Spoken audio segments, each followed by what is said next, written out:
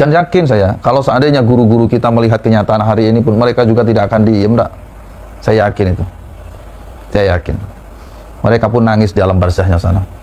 Mereka pun nangis di alam arwahnya sana. Melihat kenyataan hari ini yang begitu rapuh orang-orang yang mengaku sebagai duriah Nabi, tapi justru akhlaknya mengkotori, menodai akhlaknya. Akhlak yang tidak terpuji, yang dipertontonkan oleh mereka kepada seluruh umat, yang diunggah dari beberapa channel-channel YouTube, dan itu memalukan. Memalukan. Saya kalau sudah ngomong seperti begini mau menangis sebetulnya. Nah, saudaraku yang budiman yang dirahmati oleh Allah Subhanahu wa taala, saya bersyukur kepada Allah, akhirnya Allah membuka jalan kepada kita semua, bil khusus melalui lisan, melalui ilmunya Kiai Maduddin, untuk berani menyelidiki, mempertegas, menanyakan kesahihan nasab mereka sampai kepada Rasulullah SAW, biar dunia tahu benar nggak orang-orang yang akhlaknya tercela ini pantas sebagai duriah Nabi, supaya mereka tidak menodai Rasulullah Muhammad SAW yang tentunya pasti melecehkan dan menodai agama.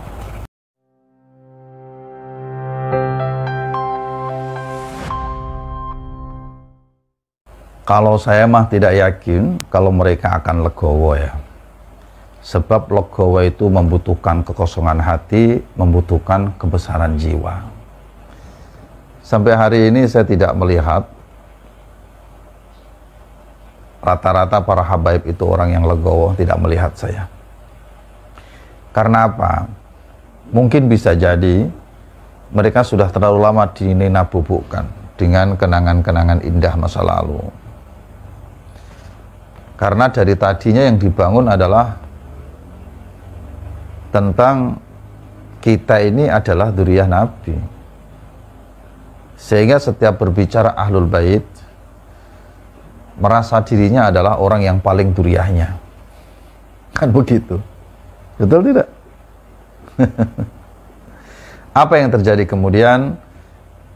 Memanfaatkan agama untuk kepentingan-kepentingan mereka. Yang saya khawatirkan justru terjadi pencucian otak kepada orang-orang yang kosong model kita begini nih, dengan menggunakan doktrin-doktrin atau pembelokan-pembelokan hadis yang berkaitan tentang dzurriyyah Nabi Shallallahu Alaihi Wasallam. Kemudian apa yang dibangun narasinya? Yang dibangun narasinya itu begini nih, barang siapa meragukan tentang dzurriyyah Nabi, tidak percaya, memutuskan, maka dia tidak percaya adanya aulia Allah, yaitu para wali-wali Allah, yaitu para kekasih-kekasihnya Allah. Nah, barang siapa tidak percaya kepada aulinya Allah, maka dia tidak percaya kepada kebesarannya Allah. Atau bahasa yang sejenis lah ya, barang siapa tidak percaya kebesaran Allah, maka dia berarti menolak, berarti dia bermusuhan atau memusuhi Allah. Barang siapa memusuhi Allah, maka dia seolah-olah mengajak perang. Wah, yang diajak perang Allah lagi. Begini nih yang saya khawatirkan. Apa yang terjadi? Ya kelepek-kelepek. Orang-orang kosong model kita zaman dahulu kan kalau sudah di waktu begini kan kelepek-kelepek. Sudah tidak bisa bergerak dan berkutik. Apa yang terjadi kemudian? Kita anggap sebesar apapun kesalahan oknum-oknum habaib itu, kita anggap seperti dimaksum oleh Allah. Padahal tidak ada yang dimaksum kecuali Allah Subhanahu wa Ta'ala. Dan yang sampai hari ini terjadi adalah kemudian timbullah perilaku kesemena-menaan dari para oknum-oknum habaib. Kan begitu. Dan yang paling tidak mengenakan adalah ketika mereka menggunakan narasi dan doktrin-doktrin seperti begini. Dari zaman dahulu, para alim, para ulama, guru-guru kita, dari mulai Mbah Syekh Nawawi Banten, kan begitu biasanya. Dari Hadratus Syekh Mbah Khalil Mangkalan, dari Hadratus Syekh Mbah Hasyim Asy'ari, dari Hadratus Syekh Mbah Mun Sarang, kan biasanya begitu yang dipakai, yang digunakan nama-nama kebesaran guru-guru kita, yang kalau kita mendengarnya sudah kelepek-kelepek kita. Tidak ada mereka yang berani untuk mengoreksi nasab para habaib. Ini orang baru kemarin baru punya kitab 1, 2, 3 sudah berani mengoreksi nasab habaib. Kata-kata itu didengar oleh orang-orang yang polos model kita. Apa yang terjadi adalah su'udzon, prasangka buruk, seolah-olah kiai-kiai yang meragukan nasab mereka adalah kiai-kiai yang su'ul adab kepada guru-gurunya. Betul tidak? Padahal kalau kita mau jujur, saudaraku yang baik, saudaraku yang beriman dimanapun berada, zaman dahulu dan sekarang itu kenyataannya beda. Dulu saya temui zaman saya masih kecil ya, kalau ketemu habaib itu bawaannya adem, ayem, tentrem, enak, alim, nasihatnya itu mencerahkan. Dulu ada habaib yang di daerah kita itu, namanya Syekh Hamzah Ash-Shato. Itu beliau saja saking tawadhu'nya kepada kiai-kiai yang ada di daerah, ada di kampung saat itu, nggak berani mendirikan pesantren. Yang beliau dirikan itu masjid untuk berkumpulnya para jamaah untuk sholat bersama. Bukan apa-apa, bukan karena beliau tidak punya ilmu, alim, beliau ini hafidz Quran, tapi karena tawadhu. Susah dibayangkan lah bahasanya lah, kepada para kiai, para alim, para ulama di kampung setempat. Apa yang terjadi? Para kiai, para alim, para ulama di kampung atau di daerah dimanapun berada itu, mereka itu punya prinsip.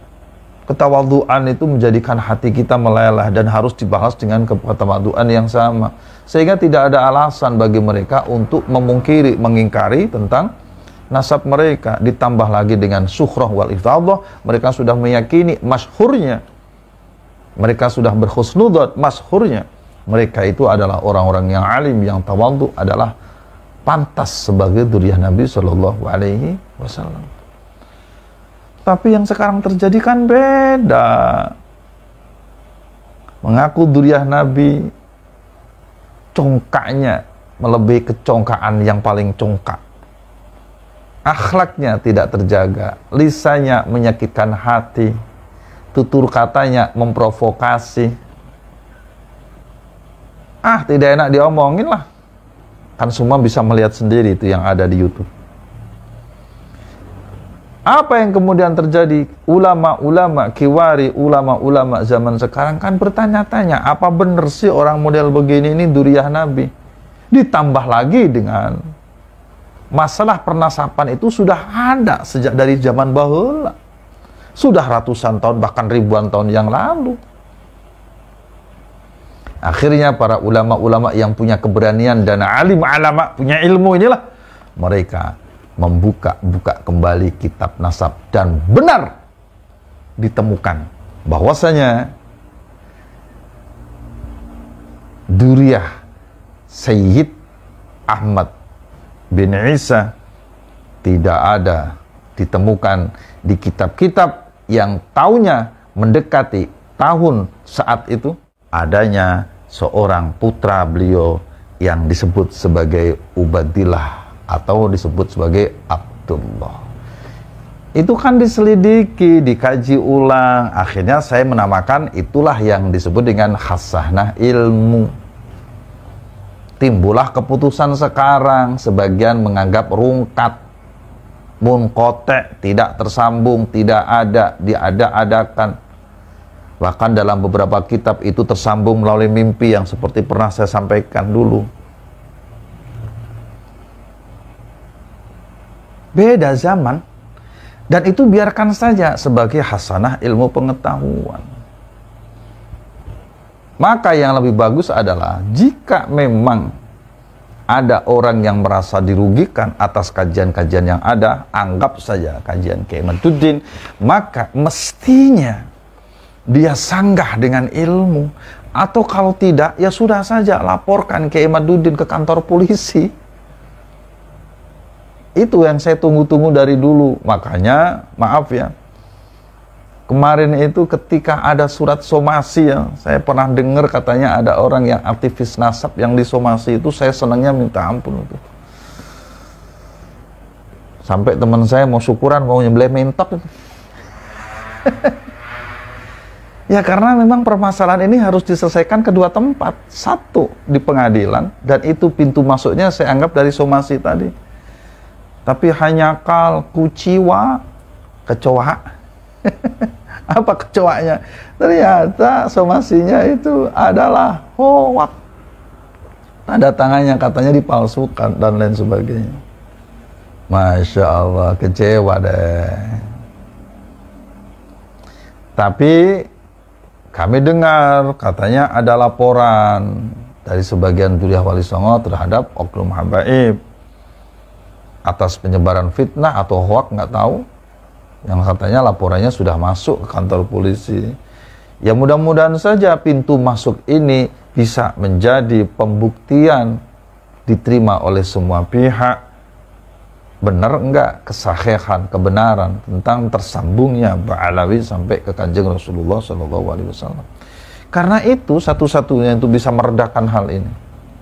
Atau yang kedua adalah keterlibatan pengurus besar Nahdlatul Ulama. Jadikan ini bahan kajian Bahthul Matsail, undang para alim, para ulama yang ahli nasab, ahli sejarah, bil khusus tarikh Islam, lalu adakan kajian di situ. Kemudian fatwakan hasilnya. Itu salah satunya. Kenapa mesti NU, Gus? Ya dalam hal ini memang yang sangat banyak dilibatkan adalah warga NU. Baik NU secara struktural ataupun warga NU secara kultural.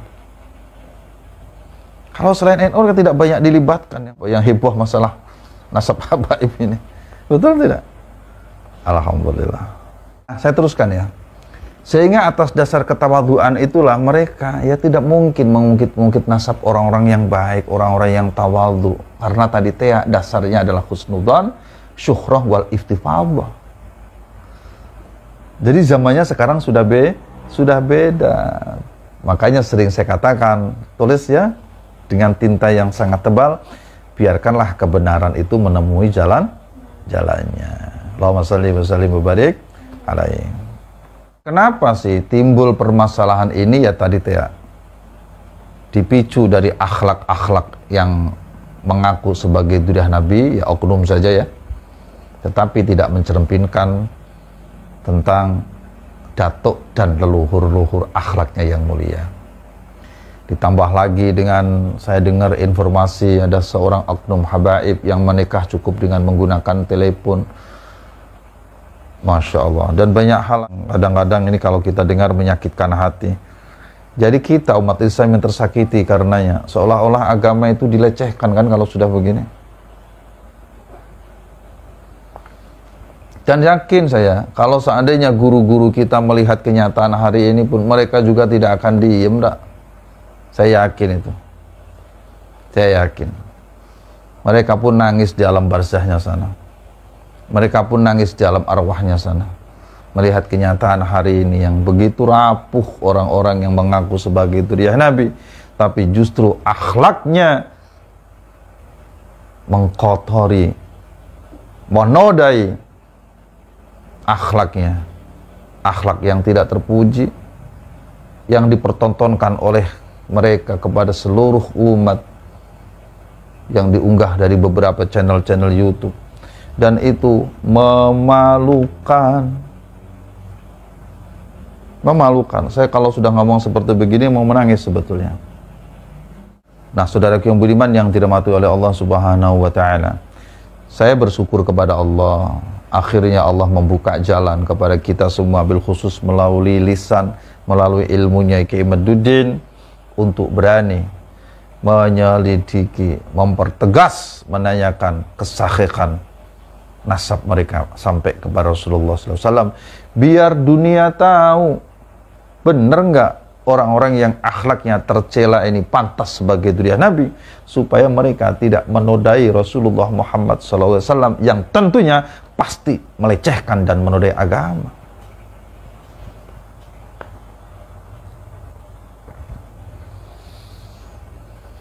Bisa dipahami ya? Sehingga kalau sudah mengadakan kajian dengan tiga, saya lihat nih ada tiga kajian yang utama. Satu dari ilmu nasab, ilmu sejarah, dan yang ketiga dari ilmu DNA. Lah kok yang begini-begini ini ada orang nyeletuk. Udah kita mubahalah. Ini orang makan kecubung dari mana ini? Ini orang kesambet dari mana ini? Mereka tidak faham tentang kaidah-kaidah dan dasar-dasar mubahalah, ujuk-ujuk mengajak mubahalah. Akang, Ujang, ini bukan masalah mubahalah. Ini masalah ilmu, bukan fitnah. Jika memang ada yang merasa dirugikan, tidak terima, maka dua hal tadi lakukan. Satu, laporkan Kiai Imad kepada polisi. Atau yang kedua, minta supaya orang-orang yang dirugikan ini membuktikan kebenarannya, membantah apa yang dilakukan oleh Kiai Imad, baik di forum-forum resmi ataupun di tempat-tempat lain. Tetapi jangan provokasi, jangan kira-kira mencuci otak orang sehingga timbul kalimatnya adalah kalimat mereka memfitnah, mereka memecah belah umat. Justru yang memecah belah umat adalah mereka yang ketika dikritisi, diragukan kebenarannya, mereka diam saja. Kenapa yang dimaksud dengan diam aja? Kan ini jelas sasarannya adalah Rabithah Alawiyah sebagai organisasi para habaib Dzurriyyah Ba'alawi yang ada di Indonesia. Mestinya RA yang harus menginisiasi ketemu dengan Kiai Imad, sebab hakul yakin yang paling dirugikan di sini adalah RA, bukan pribadi-pribadi, apalagi ini para muhibin. Nah, saudaraku yang baik, kami tidak akan memperpanjang cerita ini, karena sebetulnya kami hadir silaturahim hari ini bukan ingin membahas itu. Kami hanya ingin membahas tentang beberapa poin yang kami tulis, yang intinya adalah sebagai hamba-hamba Allah yang masih memiliki kultur adat ketimuran, sehingga masih memiliki rasa, agama, dan tabiat serta budaya-budaya mulia. Sebagian dari saudara-saudara kami menyebut dengan belak-belakan bahwasanya nasab Ba'alawi munqati', rungkat, putus. Akan tetapi kami tetap menyatakan atas dasar keputusan bersama dari Kutraswala Pertemuan Benda Kerep bahwasanya nasab Ba'alawi sampai hari ini masih tetap mukhtalafun fih, dengan catatan sebagai berikut. Tolong diperhatikan ge, nyuwun sewu. 1. Sambil menunggu musyawarah lanjutan dari episode berikutnya pertemuan di Benda Kerep yang sudah berjalan beberapa waktu lalu. Kenapa kami tidak sebutkan pertemuan Banten kemarin? Sebab pertemuan Banten ini kami rasa hambar. Hambar itu tidak memutuskan apa-apa yang kami anggap penting, tidak sebagaimana cerminan dari judul acaranya. Maka nyun sewu, kami tidak mempertimbangkan keputusan yang ada di Banten. Nyun sewu nggih, Gus, dan juga seluruh saudara-saudaraku yang ada di sana. Bahwasanya apa yang nanti diputuskan dalam pertemuan berikutnya yang wajib dihadiri minimal 50% dari seluruh peserta yang hadir di Benda Kerep, itulah nanti yang akan kami taati keputusannya. Apakah keputusannya adalah munqati', rungkat, atau tetap mukhtalafun fih? Kumaha engkewe lah, cek orang Sunda banyak. musarawana kita aja na tuh ya. Oke, ngantosan waktuna, oke, pemberitahuan deknya, kalau mainnya. Catatan yang kedua, nyun sewu, ini penting diperhatikan. Meminta kepada Robitoh Alawiyah. Jadi isinya ini meminta sajalah ya. Kalau warning mah, terlalu tinggi bahasanya. Apalagi ancaman, apalagi peringatan. Enggak lah. Ini memintanya, lamun cek bahasa nama, memohon begitunya. Meminta kepada RA Robitoh Alawiyah dalam tanda kurung agar (2) menertibkan seluruh anggotanya atau siapa saja yang berafiliasi dengannya, baik perorangan ataupun lembaga, baik muhibin atau simpatisannya, supaya tertib dimanapun berada, tidak provokatif dan tidak mengadu domba antara Duriyah Wali Songo dengan para habaib. Di sini kami sebut Habib ya, atau disebut habaib sebab kami yakini mereka ini Duriyah dari Yaman. Paham ya maksudnya? Alhamdulillah. Dengan tidak mempersekusi, dengan tidak mengintimidasi. Nah, contoh intimidasi itu ya seperti yang kemarin ya, dilakukan ada ulama yang kebetulan beliau Duriyah Wali Songo dan aktivis nasab, kemudian ada oknum yang menolak. Nah, ini bagian daripada intimidasi itu. Tidak dijelaskan di sini. Kita ulangi lagi. Tidak mempersekusi, tidak mengintimidasi siapapun terhadap para kiai yang kontra Ba'alawi sebagai Duriyah Nabi Sallallahu Alaihi Wasallam.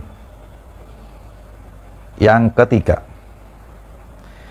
memberikan pendidikan akhlak, nyun sewu nggih, memberikan pendidikan moral kepada para oknum Ba'alawi yang lisannya tidak terjaga, akhlaknya tidak terjaga, tutur katanya menyakitkan, meresahkan, merendahkan para kiai dan masyarakat pribumi.